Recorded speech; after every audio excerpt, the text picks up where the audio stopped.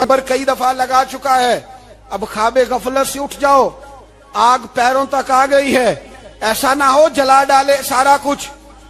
حضرت سیدنا ابو ذر غفاری رو کے فرمایا کرتے تھے، جب تم نافرمانیاں کرو گے تو علاقے تمہارے ہاتھوں سے نکل جائیں گے۔ سو نکل گئے۔ غوث اعظم کے بغداد پہ کئی دفعہ بم گرے، مولا علی شیر خدا کا شہر نجف کئی دفعہ بم کی نظر ہوا، امام علی مقام کے کربلا میں اب تک کئی دفعہ جنگیں ہو چکی، اس لیے کہ ہم نافرمانی کرتے ہیں، علاقے چھن جاتے ہیں۔ اور دوسری بات یہ کہ پھر ہمیں وہ طریقہ بھی نہیں آتا جس سے رب کو منایا جاتا ہے۔ آپ یقین کریں، مسلمان پہ ایک 5 وقت کی نماز ہے، وہ بھی بوجھ ہے۔ 2.5 گھنٹے کی تقریر اور 5 منٹ کی جماعت میں لوگ بھاگتے پھرتے ہیں، بڑا مشکل ہے۔ آج تک مسلمان ایک 5 وقتہ نماز پڑھنے کے لیے بہانے ڈھونڈ رہا ہے، ابھی تک۔ تو وہ مسلمان کہاں سے آئیں گے جو رات کو رویا کرتے تھے، راتوں کو اٹھ کے روتے تھے تو سویرے اللہ کافر کے مقابلے میں اتنی مدد کرتا تھا کہ 10 مسلمان لاکھوں کو بھگا دیا کرتے تھے۔ اس لیے کہ مدد کس کی شامل ہوتی تھی؟ بول کے بتائیے، کون مدد کرتا تھا؟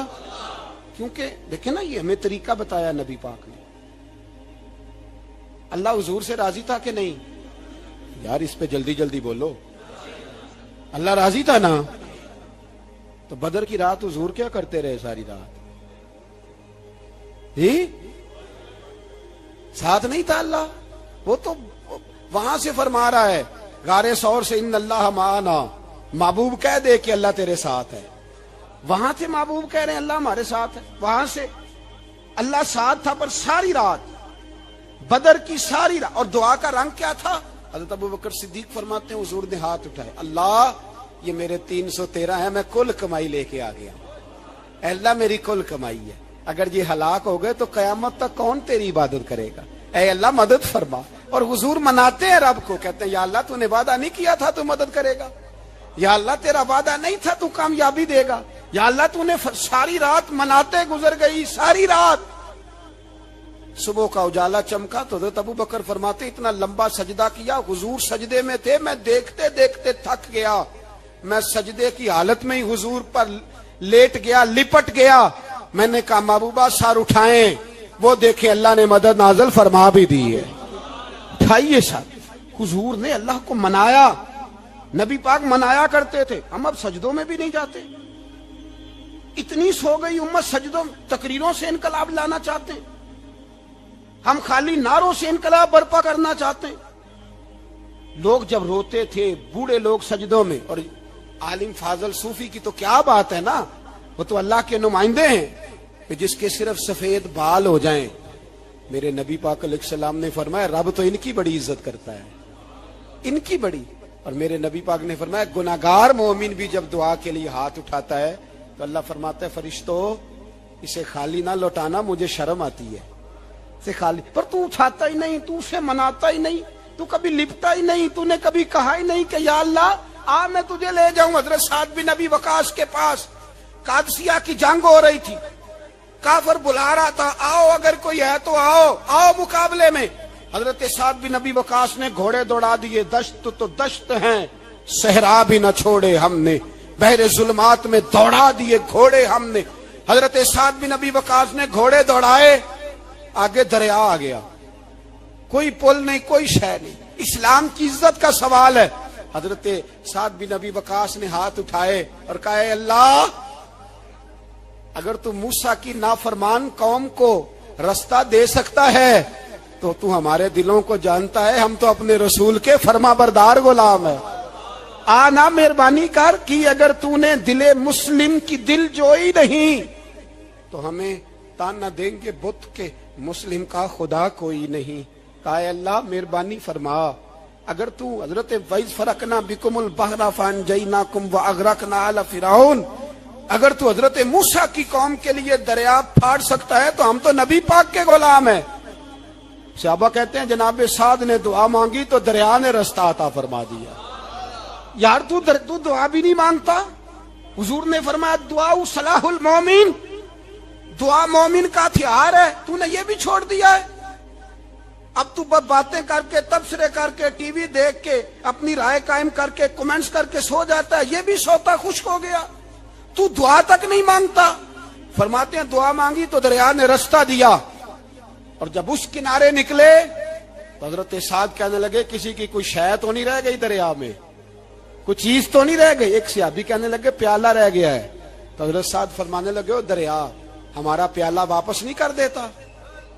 تو کہتے ہیں کہ لہر آئی تو پیالہ بھی باہر پھینک گئی۔ او بھائی ہم اسی رسول کا کلمہ پڑھتے ہیں جن کا حضرت سعد بن ابی وقاص نے کلمہ پڑھا تھا، اور کسی جگہ میرے نبی پاک نے نہیں فرمایا اللہ صحابی کی سنے گا بعد میں آنے والوں کی نہیں سنے گا، کسی جگہ نہیں کہا۔ پر تو کشکولے دعا بھی نہیں اٹھاتا، مصیبت میں بھی اب یاد خدا ہم کو نہیں آتی، دعا منہ سے نہ نکلی، جیبوں سے عرضیاں نکلی، تو یہ کام بھی نہیں کرتا۔ میرا دل کرتا تھا چلو اور کچھ نہ ہو، مسجدوں میں اجتماعی دعا ہی ہو جائے، پر اس طرح بھی توجہ نہیں۔ وہاں بھی کہتے ہیں مولوی صاحب جلدی کرو گھر جانا ہے، اتنی لمبی دعا، اور کمنٹس کر رہے ہیں لوگ، کہتے ہیں آپ اپنے گھر کی سوچیں۔ میرے بھائی دعا، صلاح الدین ایوبی فلسطین کی جنگ لڑ رہے تھے، خبر آئی کہ عیسائیوں کا ایک بحری بیڑا، بحری جہاز اسلحہ لے کے آ رہا ہے، نیزے ہیں، تلواریں ہیں، تیر ہیں۔ صلاح الدین ایک بزرگ تھے، ان سے ملے تو کہنے لگے بابا جی آپ بھی دعا کرو۔ میں بھی دعا کرتا ہوں، مسلمانوں کے پاس پہلے اسلحہ نہیں، عیسائیوں نے اور منگا لیا ہے، کہیں ایسا نہ ہو مسلمانوں کے خلاف اتنا اسلحہ استعمال ہو۔ یہ بات کہی، بابا جی کو دعا کا کہا، خود مسجد اقصی میں ساری رات روتے رہے صلاح الدین، ساری رات۔ ہمارا حکمران جسے ربنا آتنا فی الدنیا پوری نہیں پڑھنی آتی، اور اب تو ایسے پیر آ گئے ہیں میدان میں جو سورہ فاتحہ سیدھی نہیں سنا سکتے الا ماشاءاللہ۔ ساری رات صلاح الدین ایوبی روتے رہے۔ وہ بزرگ کہتے ہیں میں بھی کونے میں تھا، پر جس درد سے اس نے دعا مانگی میں نہیں مانگ سکا۔ سویرے خبر آئی کہ دشمن کا وہ بحری بیڑا جو اسلحہ لے کے آ رہا تھا دریا میں غرق ہو گیا ہے۔ صبح خبر آئی تو وہ شخص ایک آگے بابا جی سے کہنے لگا بابا جی وہ بحری بیڑا دریا میں غرق ہو گیا۔ تو بابا جی رو پڑے، کہنے لگے دریا میں غرق نہیں ہوا، صلاح الدین ایوبی کی آنسوؤں میں غرق ہو گیا ہے، اس کے آنسوؤں میں غرق ہو گیا ہے، اس نے رب سے دعا ہی ایسی مانگی اس کے آنسوؤں میں۔ تو دعا بھی نہیں مانگتا میرے بھائی مسلمانوں کے لیے، تو دعا بھی نہیں مانگتا۔ امام حسین میدان کربلا میں تھے، ایک راوی کہتا ہے 3 دن پانی بند رہا ہے، روٹی بند رہی ہے، پر قرآن پاک کی تلاوت 1 منٹ کے لیے بھی بند نہیں ہوئی، دعا اور التجا 1 منٹ کے لیے بھی بند۔ حسین کے خیمے سے یہ آواز بار بار آتی رہی، یا اللہ استقامت بھی دے اور صبر بھی عطا فرما۔ دعا کا رستہ بند، تلاوت بند نہیں ہوئی، اللہ کی بارگاہ میں سجدے بند نہیں ہوئے، تو چھوڑ گیا ہے۔ تو دعا تک نہیں مانگتا۔ دعا تو انقلاب برپا کر دیتی ہے، دعا تو حالات بدل دیتی ہے، دعا تو تبدیلی لے آتی ہے۔ کوئی بیٹھا ہوا مجھے دور دعا دیتا ہے، بس دعا دیتا، فقط دعا دیتا ہے۔ کوئی بیٹھا ہوا مجھے دور دعا دیتا ہے، میں ڈوبتا ہوں پر سمندر اچھال دیتا ہے۔ وہ بھائی تو دعا بھی چھوڑ گیا۔ پہلی بات آپ کی خدمت میں یہ ہے کہ جاگیں، مسلمان بنے۔ دوسرا کچھ نہیں کر سکتے تو دعا تو کر سکتے ہیں نا، دعا کا رستہ اپنائیں۔ اور پھر میرے نبی پاک علیہ السلام نے 2 باتیں فرمائی، کان کھول کے سن لینا، 2 باتیں۔ حضور نے فرمایا ایک وقت آئے گا کہ میری امت کے خلاف کافر ایک دوسرے کو آوازیں دیں گے آؤ مسلمانوں کو ماریں، آؤ مسلمانوں۔ تو صحابہ نے کہا یا رسول اللہ کیوں، ہم تھوڑے ہو جائیں گے؟ فرمایا نہیں تم بہت زیادہ ہوں گے۔ 56 اسلامی ملک ہیں دنیا میں، کتنے بول کے بتانا ہے؟ اتنا سا برما ہے، کسی غیر مسلم کا کتا مر جائے تو یہ چیخ پڑتے ہیں، اور یہاں کہتی ہے اقوام متحدہ کہ جی وہ ہمیں داخل نہیں ہونے دے رہے۔ تو بند کرو پھر سلامتی کونسل، تحلیل کر دو، اقوام متحدہ ختم کرو۔ اگر تمہاری کو سنتا نہیں تو بنائی کیا ہے؟ صرف مسلمانوں کو پریشرائز کرنے کے لیے۔ اور ہمارے مسلمان بھیک مانگتے پھرتے ہیں، کہتا ہے کہا ہے ہم نے اقوام متحدہ سے۔ اب تم اپنے لیے کافر سے بھیک مانگو گے، کافر سے بھیک مانگو گے؟ میرے عزیز نبی پاک علیہ الصلوۃ والسلام نے فرمایا کافر ایک دوسرے کو بلائیں گے مسلمانوں کو مارے، یا رسول اللہ ہم تھوڑے ہوں گے، فرمایا بہت زیادہ ہوں گے. تو حضور کیا ہوگا؟ فرمایا تمہیں وہن ہو جائے گا. یا رسول اللہ وہ کیا ہے؟ فرمایا دنیا سے پیار ہو جائے گا، مرنے کو دل نہیں کرے گا. دنیا سے اور مرنے کو. اس وقت سمجھ لینا کافر تم پہ حاوی ہے. میں اپنا اندازہ کروں، آپ اپنا کریں. مجھے دولت سے کتنا پیار ہے اور آپ کو کتنا پیار ہے. جھاگ کے سنیں یہ لفظ رسول پاک کے صلی اللہ علیہ. حضور نے فرمایا جب تجھے دنیا سے پیار ہو جائے، دولت سے پیار ہو جائے، اقتدار سے پیار ہو جائے، اور جب تجھے موت بری لگنے لگے، تیرا مرنے کو دل نہ کرے، پھر کافر تیرے اوپر چڑھ آئے گا. آج دولت ہی تو رہ گئی ہے، باقی بچا کیا ہے؟ میں اکثر کہتا ہوں شادیاں نہیں ہوتی، تجارتیں ہوتی ہیں. لڑکی والے کہتے ہیں کہ لڑکا زیور کتنا ڈالے گا، لڑکے والے کہتے ہیں لڑکی جہیز کتنا لائے گی. تجارت، ہر جگہ دولت، ہر جگہ پیسہ، ہر جگہ سرمایہ. جہاں جس معاشرے میں تلاوت بکے، نعت بکے، تقریر بکے، اس سے زیادہ اور تباہی کا معاملہ کیا ہوگا؟ میرے عزیز، میرے رسول پاک علیہ الصلوۃ والسلام کے صحابہ کے قریب دنیا داری آ سکی نہیں آئی. حضرت ابو بکر صدیق نے پانی مانگا تو لوگوں نے دودھ دیا، فرمایا پیچھے کرو. ابو بکر نے نعمتیں چھوڑ دی ہیں. اب ابو بکر وہ والا کام کرتا ہے جو رسول پاک نے کیا ہے. فرمایا نہ دودھ شاید پیش نہ کرو، جو مانگتا ہوں بس وہ دو. حضرت ابو بکر صدیق نے بڑے مالدار تھے. حضرت عمر فاروق رضی اللہ تعالیٰ عنہ کے پاس صحابہ کرام جمع ہو کے آئے. کون سا ایسا شخص ہے جس کی تنخواہ میں اضافہ ہو جائے؟ تو لوگ کہتے ہیں نہیں مجھے نہیں چاہیے. پر ہم نے وہ لوگ دیکھے، حاجی صادق صاحب کو مسجد والوں نے کہا 1000 روپیہ تنخواہ بڑھانی ہے، تو حاجی صاحب کہنے لگے میرا بڑا سونا گزارا ہوتا ہے، مینوں نہیں بڑے نے. حضرت سیدنا عمر فاروق رضی اللہ عنہ صحابہ اکٹھے ہو کے گئے. کہنے لگے عمر حضور کے زمانے میں بظاہر غربت رہی، جناب صدیق اکبر کے زمانے میں غربت، اب تو بڑی ریل پیل ہے، بحرین سے لاکھوں کا مال آتا ہے، آپ کو بڑے بڑے سفیر ملنے آتے ہیں، پر آپ وہی پرانا کرتا اور وہی تامت جو کئی جگہ سے سی آپ نے کئی جگہ سے پھٹی. اور حضرت عمر ایک دن عید کی نماز پڑھانے گئے تھے تو ننگے پیر ہی چلے گئے. لوگوں نے کہا جوتا، فرمایا ٹوٹ گیا تھا یار، پہننے کے قابل نہیں تھا. فرمایا ننگے پیر آ گئے اور لوگ کیا کہیں گے؟ فرمایا چھوڑو، عمر کے پاؤں ننگے ہیں لیکن عمر کے کردار میں تو کوئی شک نہیں نا، پیر ہی ننگے ہیں نا، کیا ہوا؟ چھوڑو اس بات کو. کوئی پیار نہیں دنیا داری سے، دولت سے، کوئی چکر ہی نہیں. حضرت سیدنا عمر فاروق رضی اللہ تعالیٰ عنہ کو صحابہ نے اکٹھے ہو کے کہا، یہ ہے امت کے بیدار ہونے کے طریقے جو عرض کر رہا ہوں. کہا جناب آپ اب بڑا مال غنیمت ہے اور جس طرح ہر صحابی کا حصہ ہے آپ کا بھی حصہ ہے، تو ایک نیا کرتا ہی ڈال لیں آپ خرید کے. اب جب مشورہ ہو گیا صحابہ میں تو کہنے لگے عمر سے بات کون کرے گا؟ نیا کرتا پہننے کی عمر سے بات کس کو برا لگتا ہے جی؟ نیا کرتا کون بات کرے گا؟ حضرت سیدنا علی المرتضیٰ کا انتخاب ہوا. کہنے لگے مولا علی کی بڑی عزت کرتے ہیں، ان سے بڑا پیار کرتے ہیں، ان سے بات کرتے ہیں. تو حضرت علی کو بلایا گیا، عرض کی حضور مہربانی فرمائیں. حضرت عمر سے کہے نئے کرتے کے لیے، آپ فرمانے لگے عمر میری بڑی قدر کرتا ہے، بڑی بات سنتا ہے، پر یہ والا کام نہیں میں عمر سے کہہ سکتا، یہ کسی اور سے کہو. تو کہنے لگے آپ رہنمائی کر دیں کس کو کہیں؟ تو جناب علی المرتضیٰ فرمانے لگے اگر حضرت عائشہ صدیقہ سے کہو گے تو عمر فوراً مان جائے گا، وہ مومنوں کی ماں ہیں. صحابہ حضرت عائشہ کے پاس، اماں جی عمر کو بلائیں، ان کو کہیں بڑے بڑے سفیر آئے ہوتے ہیں، وہی پرانے کپڑے پہن کے بیٹھ جاتے ہیں. اللہ اکبر. حضرت عائشہ نے پیغام بھیجا، فرمایا عمر کو بلاؤ. عمر فاروق دوڑے ہوئے آئے، پردے کے پیچھے حضرت عائشہ کے پاس گھٹنوں کے بل، اماں جی دیر تو نہیں کر آیا میں آنے میں؟ حکم ہو، حضور کے گھر سے پیغام آیا، بڑے بڑے سفیروں کو چھوڑ کے بھاگے.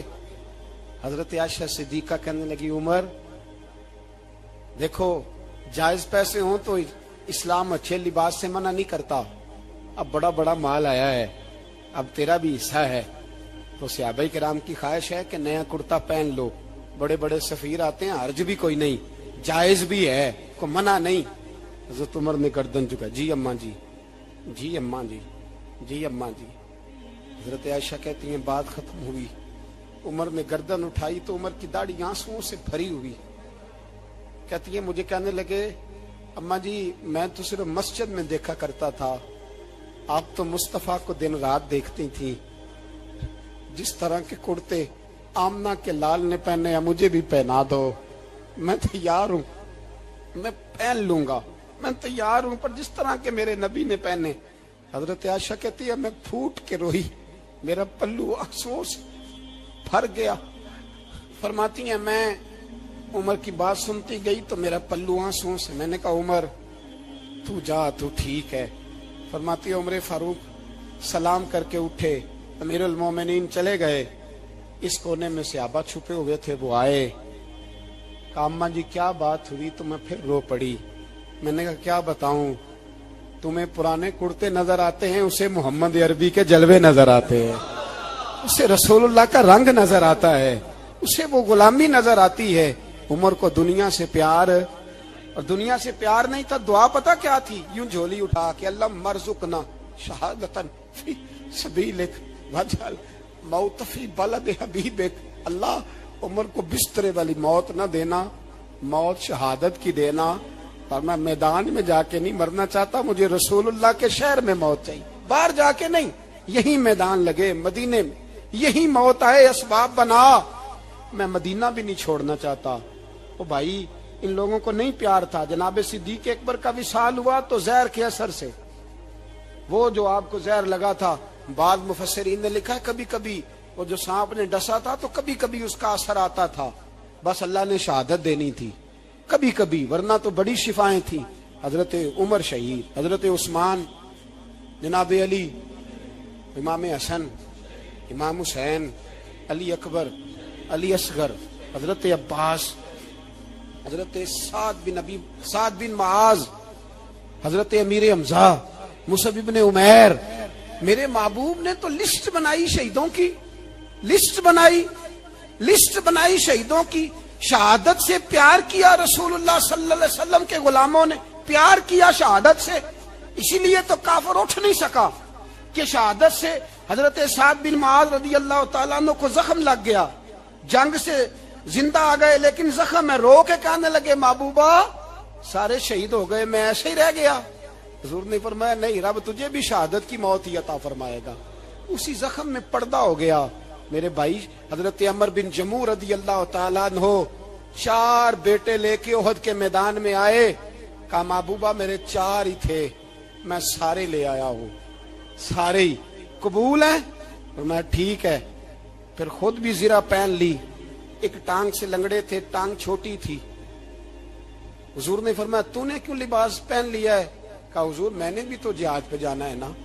حضور نے فرمایا تیرے 4 بیٹے جو جا رہے ہیں، تو کہا یا رسول اللہ کیا لنگڑے جنت میں نہیں جا سکتے؟ حضور لنگڑے اللہ کو قبول نہیں، میں نہیں جا سکتا۔ تو میرے نبی پاک صلی اللہ علیہ وسلم نے فرمایا نہیں، جنت تو تیرا انتظار کر رہی ہے۔ کہا حضور پھر میں بھی جاؤں گا، بچے جائیں گے تو میں بھی جاؤں گا۔ ایک بی بی احد کے دن 3 سال کا بچہ لے کے گھر سے نکلی، بیبیوں کو کہتی ہے میرا خامد بھی بدر میں شہید ہوا، بھائی بھی اور باپ بھی، آج حضور نے پھر بلایا ہے، دل کرتا تھا کوئی جوان بیٹا ہوتا تو میں پیش کرتی، پر اب میرے پاس یہ 3 سال کا ہی ہے۔ بچہ لیا مدینے میں مسجد نبوی میں، حضرت بلال سے کہنے لگی 2 منٹ حضور کا دیدار چاہیے۔ نبی پاک آئے، کیسے آئی ہو؟ کہنے لگی محبوبہ میں شہید کی بیٹی، شہید کی بہن، شہید کی بیوہ ہوں، میرے پاس اب جوان تو کوئی نہیں، یہ 3 سال کا ہی ہے۔ حضور نے مسکرا کے فرمایا یہ کرے گا کیا کرے گا؟ کہنے لگی حضور سنا ہے اسلحہ تھوڑا ہے، ڈھال کی ضرورت ہے، لوہے کی ڈھال ہوتی تھی، جب تلوار آتی تھی تو آگے کی جاتی تھی۔ کہا محبوبہ میرا شہید کی اماں بننے کو بڑا دل کرتا ہے، یہ میرا 3 سال کا لے جاؤ، جب تیر آپ کی طرف آیا تو میرا بیٹا آگے کر دینا، یہ ڈھال کا کام تو دے گا نا۔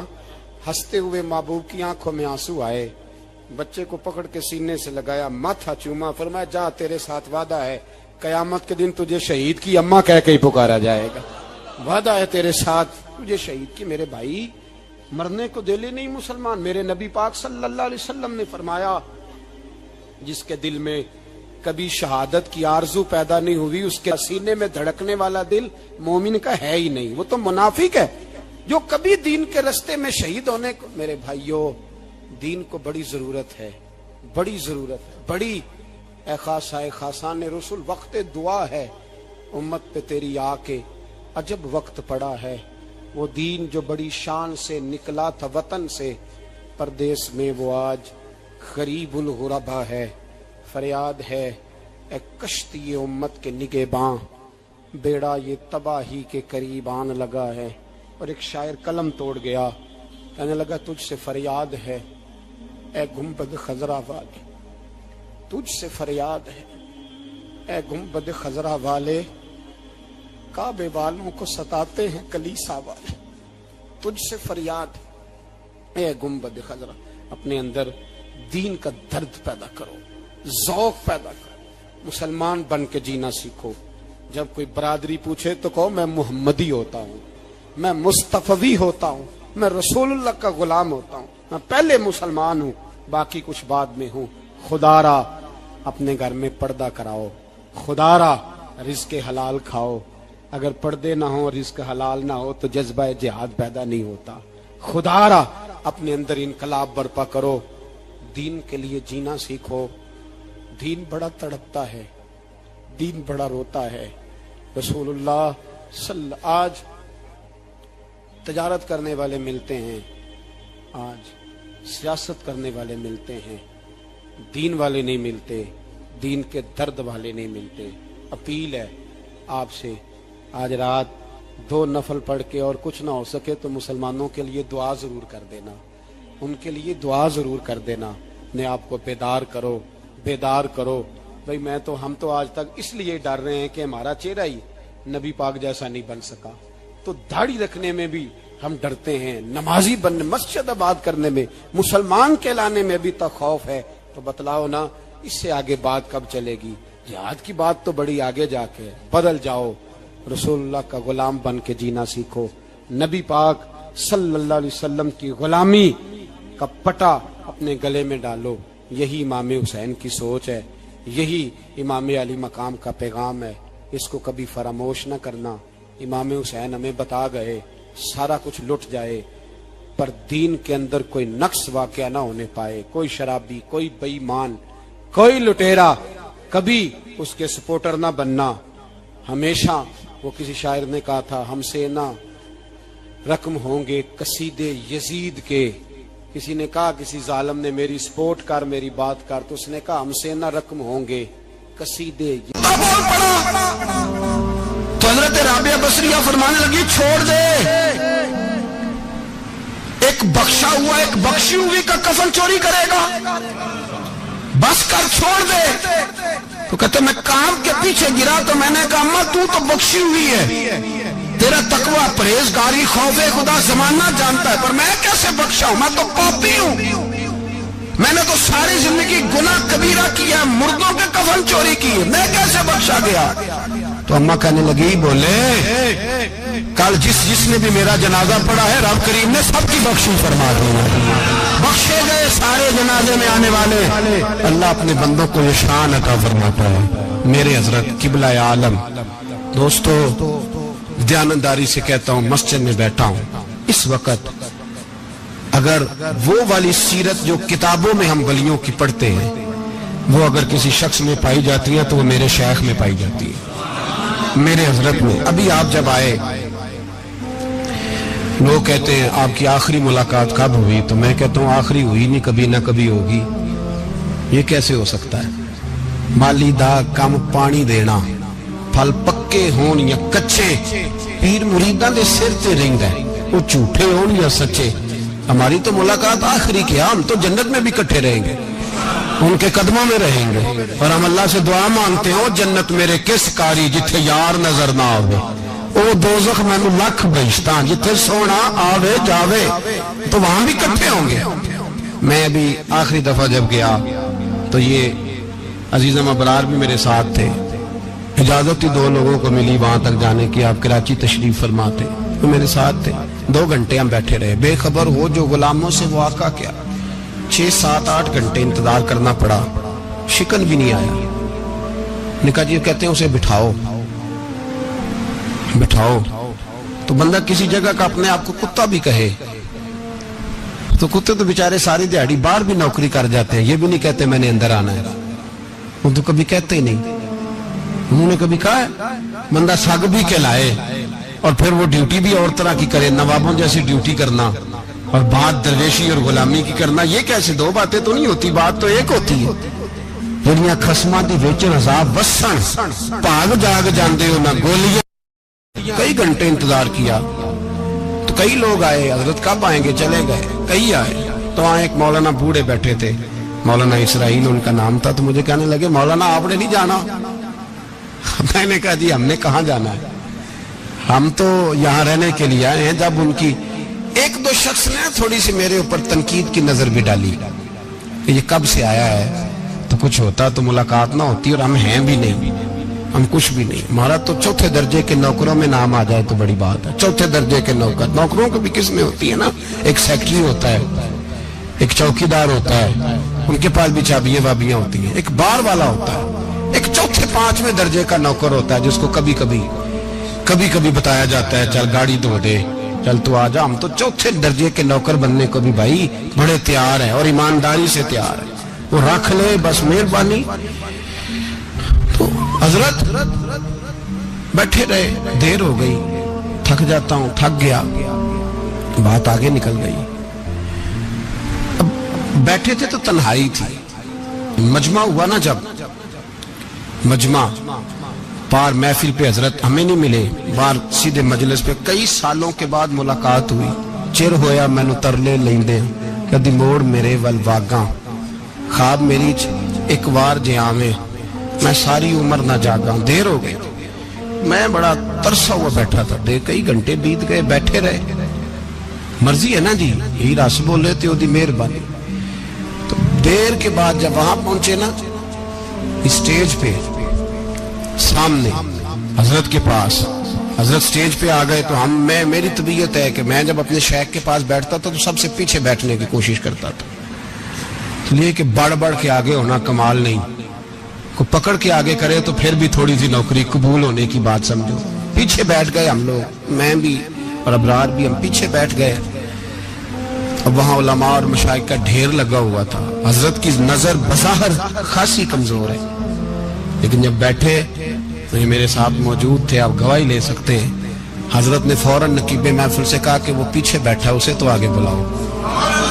تو میں جب اٹھا نا تو آپ یقین کریں میرا دل کرتا تھا پھاڑ ڈالوں کپڑے, اور میں یہاں لوگوں کو بتاؤں کہ بے خبر ہو جو غلاموں سے واقعہ کیا ہے.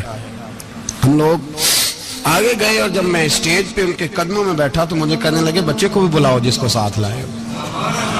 اور جب میں بیٹھا, ایمانداری کی بات, میں نے سلام لی کان میں نے کہا حضور طبیعت کیسی ہے. فرمانے لگے تو جب سے آیا ہے مجھے تب سے پتا ہے تو بیٹھا ہے, تو جب سے آیا ہے مجھے تب سے پتا ہے. اب کل واپس چلے جانا اور جا کے وہاں دین کی نوکری کرنا, تو جب سے آیا ہے مجھے تب سے. مجھے فرمانے لگے کہ تو جب سے آیا ہے نا مجھے تب سے پتا ہے, جاؤ نوکری کرو. اور ایک جملہ کبھی نہیں بھولتا, فرمانے لگے میں تو تمہارے ساتھ ہی ہوتا ہوں. بس بات ختم ہو گئی, معاملات حل ہو گئے. باتیں بڑی ہیں, جو کروں تو کیا کروں, کہو تو راز حیات کہہ دوں, حقیقت کائنات کہہ دوں, وہ بات کہہ دوں جو پتھروں کے دلوں کو بھی پاش کر دوں. مجھے ایک شخص کہنے لگا ہر اسٹیج پہ چھائے ہوئے نظر آتے ہو. میں نے کہا کیا کروں, سب سے پیچھے بیٹھا ہوتا ہوں, سب سے پیچھے. لیکن وقت کا غوث اٹھا کے جس کو اسٹیج پہ بٹھائے اسے پیچھے کون بٹھا سکتا ہے. ہم وہ جڑیاں گڈیاں اب پہ ہی اڈیاں. ہم نے ان کی زندگی میں رانائی دیکھی ہے, غریب پروری دیکھی ہے. میں اتنا بڑا نذرانہ نہیں کبھی ان کو دے سکا. میں کسان کا بیٹا ہوں, میں تو ابھی 9th کلاس میں تھا, میرے ابا جی پردہ کر گئے تھے. میں نے بڑی غربت میں وقت گزارا ہے, لیکن مجھے ان کے ارب اور کھرب پتی مرید ہیں. کھرب, وہاں لوگ کروڑوں روپیہ لے کے لائنوں میں کھڑے ہوتے ہیں. میں غریب باپ کا بیٹا اور مستعار زندگی, لیکن میں نے انہیں عزت دیتے دیکھا ہے، میں نے دیکھا ہے وہ قریب بلانے والے، وہ پیار کرنے والے. میں نے ان کی غریب، لوگ کہتے ہیں میرا پیر غریب نواز ہے، اور قسم اللہ کی میرا پیر غریب نواز ہے. میں نے غریب نوازی دیکھی ہے، میں نے وہ رنگ دیکھا ہے، میں نے وہ جلوہ دیکھا ہے. ان کے نرگسی ہونٹ جب کبھی کبھی میرے پیشانی کا بوسہ لیتے تو مجھے یوں لگتا کہ اللہ نے جتنی خوشبو دنیا میں رکھی تھی میرے شیخ نے ساری میرے وجود کے اندر اڈیل دی. بریلی سے جب میری واپسی تھی اور میں پلٹ رہا تھا تو میں ملاقات کرنے گیا. میری طبیعت میں یہ رانائی تھی کہ خدا خیر کرے، میں پلٹ رہا ہوں. میں ملاقات کر کے جب واپس باہر آ گیا، میرے ساتھ ایک شخص تھا تو مجھے پھر بلایا. اور جب میں دوبارہ اندر گیا تو مجھے اپنی جیب سے کچھ روپے نکال کے دیے. فرمانے لگے یہ خرچ ہے آنے جانے کا، اور کبھی محسوس نہ کرنا. مجھے وہ سب لوگوں کے بیچ میں دیتے تو میرے لیے اعزاز تھا، لیکن میرے جیسے غریب کو نوازنا بھی اور اس کی عزت کا بھی خیال کرنا. یہ مقام، یہ رنگ، میرے پاس کروڑوں باتیں ہیں، بلکہ میں صاف کہوں گا کہ انہی کی محفل سوارتا ہوں. چراغ میرا ہے رات ان کی، میں انہی کے مطلب کی کہہ رہا ہوں. زبان میری ہے بات ان کی. لوگ اپنے ابے کی گدی پہ بیٹھ کے بڑے لوگ ہوتے ہیں، لیکن میں نے بتایا کہ میرے ابا جی کسان تھے. کسی بڑی گدی سے تعلق نہیں. میں کسی جماعت میں کبھی نہیں گیا، کوئی سہارا نہیں لیا. مسجد بھی وہ ہے جہاں جب میں آیا تھا تو 3 لوگ نماز کے لیے ہوتے تھے تو کبھی تیسرا ڈھونڈنا پڑتا تھا. جتنے جلوے، جتنی رانائیاں، جتنا حسن، جتنی تازگیاں، اور میرے عزیزوں کے چہروں پر یہ جو نورانیت کا حسن آپ کو نظر آتا ہے نا، یہ میرے حضرت کی ہونٹ سے نکلی ہوئی صرف ایک دعا کا صدقہ ہے. صرف ایک دعا کا صدقہ ہے، صرف ایک دعا کا صدقہ. تو بھائی وہ کبھی کبھی یہ شعر پڑھتے ہیں نا میرے عزیز، تو وہ میرے لیے پڑھتے ہیں، میرے لیے شعر پڑھتے ہیں کہ جے کر سائیں وسون کچھ اجیاں نو پھر کیڑا مائی دا لال اجاڑ سکدا ہے. جے کر سائیں وسون کچھ اجیاں پھر کیڑا مائی دا لال. طاقت ہے کسی کی، ہمارے سامنے بھی کوئی کھڑا ہو سکتا ہے، کوئی باطل کوئی ہمارے سامنے بھی کھڑا ہو سکتا ہے. آپ یقین کریں جتنا دم خم اللہ نے میرے شیخ کی وجہ سے ہمارے سینے میں رکھا ہے، جہاں ہم ہوتے ہیں وہاں ہم ہی ہوتے ہیں. کوئی سہارا نہیں لیا زندگی میں، کسی کا نام لے کے اپنے آپ کو اونچا نہیں کیا. بس یہ تیری نظر کا کمال ہے اور میری زندگی کا سوال ہے. اور اس نظر پہ میں نے کہا مریں گے تو کفن پہ بھی نام لکھائیں گے، اور مریں گے تو قبر پہ کتبہ بھی تیرے نام کا لکھائیں گے، اور یہی جلوے لے کر کے انشاءاللہ جائیں گے، اسی نام سے پہچانے جائیں گے. اور انشاءاللہ وہاں بھی غلاموں کا رنگ نرالا ہی ہوگا. باتیں ہو ہی نہیں سکی، بھی تو ایک پہلو کھلا ہے، ابھی تو دفتر پیچھے پڑے. انشاءاللہ پھر ایک نشست رکھوں گا، ان کی باتیں پھر چھینوں گا، اور یہ باتیں ہوتی رہیں گی انشاءاللہ تعالی. مجھے لوگ پوچھتے ہیں ہر تقریر میں کہتے ہو میرے حضرت فرماتے ہیں، تو میں نے کہا کیا کروں، میں تو فرماتا ہی نہیں. آپ یقین کریں تیاری کوئی کرتا ہوں، جمعہ میں تقریر کوئی اور ہو جاتی ہے، وہاں کچھ اور، کتابیں کچھ اور دیکھ کے آتا ہوں، یہاں کچھ اور ہو جاتی ہے. پھر سمجھ آتی ہے کہ تو بولنے والا ہے ہی نہیں، کوئی اور ہے جو تجھے سبق پڑھاتا ہے، جو تجھے کہتا ہے اس طرح کر کے بات کر، اس طرح کر کے. ایک شخص مجھے ناروے سے رات فون کر رہا تھا، کہنے لگا حضرت صاحب آپ کی باتیں میرے سیدھے دل میں لگتی ہیں، اور یہاں بیٹھ کے صحیح ہو گیا ہوں، فیس بک پہ سن کے وجہ کیا ہے. میں کہتا مینوں بھی نہیں پتا، مجھے پتا ہو تو میں بتا نہ دوں، یہ مجھے نہیں پتا بھائی، مجھے کیا خبر کہاں یہ مسجد جو کہاں دنیا سے بھی دور ہے، اور کہاں ناروے، اور کہاں لندن، اور کہاں سارا زمانہ، اور کہاں یہ دنیا، ہمیں نہیں پتا. بس اتنی بات ہے کہ مالی دا کم پانی دینا، پھل کچے ہون یا پکے تو پیر مریداں دے سر تے رہندا ہے، جھوٹے ہون یا سچے، یہ پکی بات ہے، یہ کنفرم بات ہے. اور مجھے تو کبھی کبھی لگتا ہے وہ صرف میرا ہی خیال نہیں رکھتے، جو مجھ فقیر سے جو وابستہ ہیں ان کا بھی بڑا خیال رکھتے ہیں. کئی دفعہ مجھے اپنے کئی عقیدت مندوں اور مریدوں کے پیچھے ان کے جلوے نظر آتے ہیں. مجھے ایسے لگتا ہے جیسے چھا گئی ہے ان پر میرے حضرت کی نورانیت. مجھے رنگ نظر آتا ہے اپنے درویشوں میں ان کے حسن کا. بس دعا کرے تا ابد آستانہ یار رہے، وہ آسرا ہے غریبوں کا.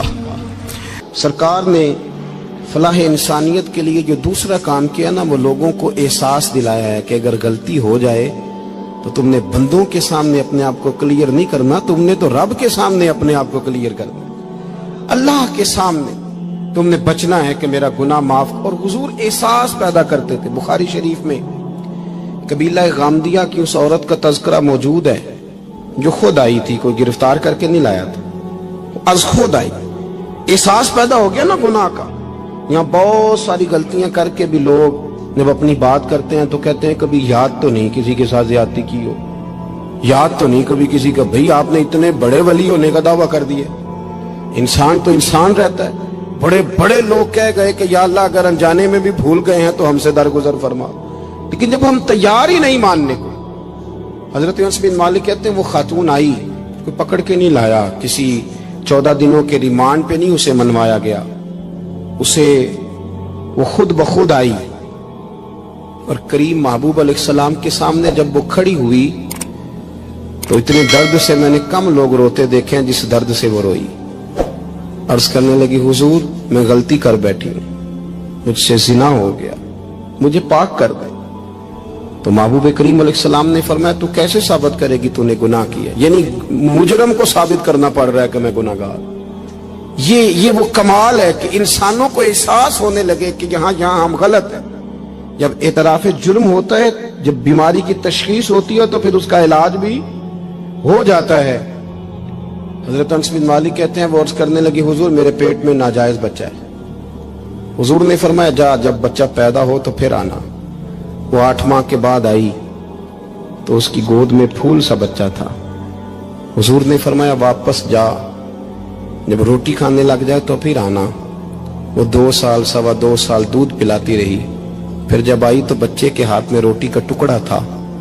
کریم محبوب صلی اللہ تعالی علیہ وسلم سے آ کے جب اس نے بات کی تو وہ درد سے روئی، کہنے لگی یا رسول اللہ 3 سال ہونے کو ہیں، میں نے گناہ کیا ہے، میں ساری رات سو نہیں پاتی۔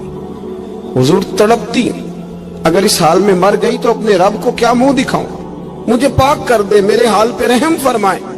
محبوب کریم صلی اللہ علیہ وسلم نے بچہ ایک صحابی کو دیا، فرمایا بچوں کی طرح پالنا، اور کہا اسے لے جاؤ، پتھر مار مار کے اسے سنسار کر دو۔ صحابہ کہتے ہیں اسے پتھر لگ رہے تھے اور حضور بےچانی کے ساتھ ٹہل رہے تھے۔ آ کے خبر دی حضور وہ تو وصال کر گئی، انتقال ہو گیا۔ فرمایا یہاں تک تو بات اس کی تھی۔ حضرت انس بن مالک کہتے اب محبوب کریم نے صحابیات سے فرمایا اسے غسل دو، کفن پہناؤ، جنازہ تیار ہو جائے تو مجھے خبر کرنا۔ حضرت انس بن مالک کہتے ہیں غسل ہوا، کفن ہوا، جنازہ تیار ہوا تو حیران ہم تب ہوئے جب میرے محبوب نے فرمایا صفیں بناؤ، میں خود جنازہ پڑھاؤں گا، میں خود جنازہ پڑھاؤں گا۔ اور سرکار نے جنازہ پڑھایا تو ایک شخص کی زبان سے نکلا حضور اس ملعون کا معاذ اللہ جنازہ جس نے ناجائز بچہ جنا، اس کے لیے آپ دعا کر رہے ہیں، جنازہ پڑھا۔ حضور فرمانے لگے خاموش ہو جاؤ، تم نے گناہ دیکھا ہے اس کا احساس نہیں دیکھا، تم نے غلطی دیکھی ہے لیکن اس کی توبہ کا انداز نہیں دیکھا۔ اور صاحب کنز العمال نے یہ لفظ نقل کیے ہیں کہ کریم محبوب فرمانے لگے اس نے تو ایسی شاندار توبہ کی ہے کہ اگر میں اپنی ساری امت میں بانٹ دوں تو اللہ سب کی مغفرت فرما دے گا۔ احساس جب پیدا ہو جاتا ہے نا اپنے دل کے اندر کہ یہاں میں غلط ہوں، ان العبد اذا اعترف ثم تاب تاب اللہ علیہ او کما قال نبی صلی اللہ علیہ وسلم، رواہ مشکات۔ حضور نے فرمایا جب کوئی بندہ کہتا ہے نا اللہ میں بھول گیا تھا اور پھر وہ توبہ کرتا ہے تو رب اس کی توبہ کو فوراً ہی قبول فرما لیتا ہے۔ پہلی بات یہ کہ عقائد کو مضبوط رکھیں، مضبوط عقائد۔ اور یہ جو آج کل ایک اور ماحول چل رہا ہے کہ تھوڑا ادھر کو تھوڑا ادھر، عقائد وہی درست ہیں جن کی تشریح شیخ عبداللہ محدث دہلوی نے فرمائی، عقائد وہی درست ہیں جن کی بابت حضرت مجدد الفسانی لکھ گئے، اور ان سب کو اگر کھلا کر کے بیان کیا تو امام احمد رضا فاضل بریلوی نے بیان کیا۔ انہی بزرگوں کی باتوں کو کھول کر ہمارے سامنے رکھا۔ مضبوط عقائد کی زندگی گزاریں۔ اور دوسری بات اگر کبھی کوئی غلطی ہو جائے پھر اس کا احساس پیدا کریں، پھر اس سے توبہ کریں۔ تیسری بات جو فلاح انسانیت کے لیے بڑی ضروری ہے وہ یہ ہے کہ تھوڑا احساس پیدا کریں دوسروں کا۔ میری زندگی میری ذات سے شروع ہوتی ہے، میری ذات سے، میرے سے ہنس کے بولو، میری بات مانو، میرے پیچھے چلو، میرے آرام میں خلل نہ آئے، میری طبیعت کے مطابق. بھئی آپ کی طبیعت کے مطابق چلیں تو پھر تو آپ بہت بڑے خود غرض ہوئے کہ آپ نے صرف اپنے لیے سوچا. محبوب کریم کا کمال یہ تھا کہ حضور نہ دوسروں کا بڑا احساس فرماتے تھے. آپ بخاری مسلم کی وہ حدیث پڑھیں تو حیران ہو جائیں کہ سرکار فرماتے ہیں میں جب نماز کی نیت باندھتا ہوں تو میرا دل کرتا ہے میں لمبی نماز پڑھاؤں. جب میرا کسی کام کرنے کو دل کرے تو پھر میں ساری دنیا کچلنی پڑے تو میں کر جاتا ہوں. لیکن حضور فرمانے لگے کہ میرا دل کرتا ہے میں لمبی نماز پڑھاؤں، لیکن پھر میرا خیال آتا ہے کہ پیچھے بوڑھے بھی ہیں، بیمار بھی ہیں، بچے بھی ہیں. یا رسول اللہ نماز اللہ کی اور خیال بندوں کا. فرمایا میں بوڑھوں، بیماروں اور بچوں کا خیال کرتے ہوئے اللہ کی نماز کو مختصر کر دیتا ہوں. احساس جب طبیعت ہمارے ہاں نا تیزی کے ساتھ احساس ختم ہوا ہے، تیزی کے ساتھ ہم نے اتنی نفی شروع کی. ہمارے تو اہل تصوف میں اللہ ماشاءاللہ اب تربیت کا طریقہ یہ ہے کہ صرف میں ہوں، میرے سوا کوئی بھی نہیں. صحابہ کرام علیہم رضوان کی عادت تھی کہ جب کسی سے ملاقات کرتے تو السلام علیکم کے بعد سورہ عصر کی تلاوت کیا کرتے تھے. اس کا مقصد ایک دوسرے کو سبق یاد کرانا ہوتا تھا، نئے سرے سے عزم نو کرنا ہوتا تھا. اس سورت کے مضامین ایک دوسرے کو یاد کرانا مقصد تھا. سورہ بڑی معروف ہے اور قرآن مجید کی جو الفاظ کے لحاظ سے مختصر صورتیں ہیں ان میں سے ایک ہے. اللہ تبارک و تعالی نے قسم اٹھا کے کہا والعصر، محبوب مجھے تیرے پاکیزہ زمانے کی قسم ہو، محبوب تیرے خوبصورت وقار والے، خلوص والے، پاکیزہ بھائی چارے والے تیرے زمانے کی مجھے قسم ہو. ان الانسان لفی خسر، بے شک انسان نقصان میں ہے. مطلق فرما دی، تاکید لگا کے، ان الانسان لفی خسر، بے شک انسان نقصان میں ہے. یا اللہ سارے، فرمایا الا الذین، سوائے ان لوگوں کے. کون؟ جن میں 4 خوبیاں پائی جائیں. الا الذین آمنوا، ایک تو وہ ایمان لائیں، وعملوا الصالحات، اور پھر نیک اعمال کریں. ایمان لائیں، نیک اعمال کریں اور پھر چپ نہ کر جائیں. وتواصوا بالحق، پھر حق بات کا اعلان کریں. ایمان لائیں، عمل صالح کریں. تیسرا کام کیا کرنا ہے؟ چلیں سارے بولیں گے تو اعلان بھی ہوگا نا. ایسے تھوڑی ہوگا کہ 1-2 آدمی اعلان کرے تو دنیا جاگ جائے. حق بات کا اعلان کرنا ہے. ایمان لانے کے بعد، عمل صالح کرنے کے بعد تیسرا حکم کیا ہے؟ آپس میں حق بات کی تلقین کرو. اور حق بات کی تم تلقین کرو اور پھر تمہیں کوئی کہے کچھ نہ، پھر تم پہ ظلم نہ ہو، پھر تمہیں ستایا نہ جائے. یہ کیسے ہو سکتا ہے؟ پھر تم بڑے پاک صاحبزادے، پیر زادے، علامہ صاحب، سیاستدان، بیوروکریٹ بن کے بڑی ایک طرف ہو کے آرام سے زندگی گزارو سارے. تم یہ کیسے ہو سکتا ہے؟ وتواصوا بالحق، جب تم حق بات کی نصیحت کرو گے پھر تکلیف آئے گی. پھر کیا کرنا ہے؟ وتواصوا بالصبر، پھر ایک دوسرے کو صبر کی نصیحت بھی کرنی ہے. وتواصوا بالحق، ایمان لانے کے بعد، عمل صالح کرنے کے بعد تیسرا کام کیا کرنا ہے؟ ایک دوسرے کو حق بات کی نصیحت کریں. اور پھر رستے میں تکلیف آئے گی، آزمائش آئے گی، پھر کیا کریں؟ وتواصوا بالصبر، پھر صبر کی تلقین بھی کریں. یہ قرآن مجید نے 4 شرطیں لگائیں. فرمایا جس بندے میں یہ 4 خوبیاں پائی جائیں گی اسے اللہ کامیابی عطا فرمائے گا. مسلمان کی سوچ کے خلاف ہے یہ بات، یہ قرآن کی فکر کے خلاف ہے کہ اپنی فکر کرو.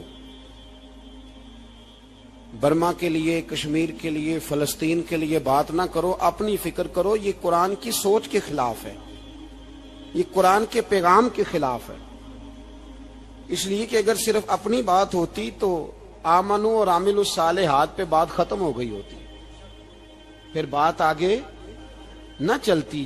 جب کہا گیا وتواصوا بالحق، حق بات کی تلقین کرنی ہے. اگر بات صرف اپنی ذات کی ہوتی تو ٹھیک ہو گیا تھا, نماز پڑھی, روزہ رکھا, حج کیا, ختم ہو گئی. لیکن میرے نبی پاک صلی اللہ تعالی علیہ وسلم نے ارشاد فرمایا, ایک بستی میں 2 3 4 نیک لوگ رہتے تھے.